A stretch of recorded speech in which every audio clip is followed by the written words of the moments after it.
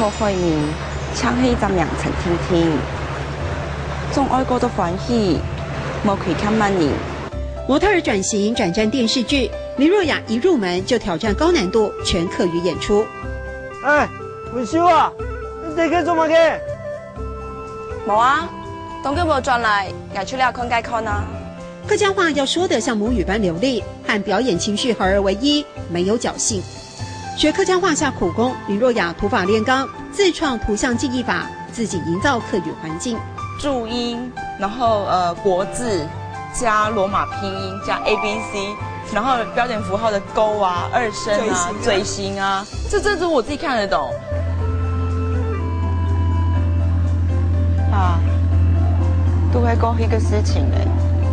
饰演父亲的唐川，多年来教导许多后进，教戏也教客语发音，资质看在眼里。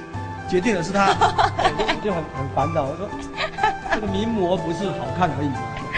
可是真的是好看又好用。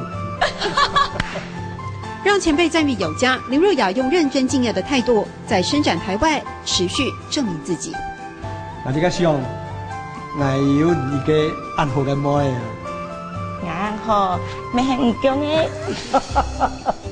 所以他爸说：“哦，我有个这么好的女儿。”他说：“我怎么好也是你生的啊。”对，讲得很好。然后现在他爸共都懂商办，懂商办哦，讲得很标准客家话。因为俺好懂酒。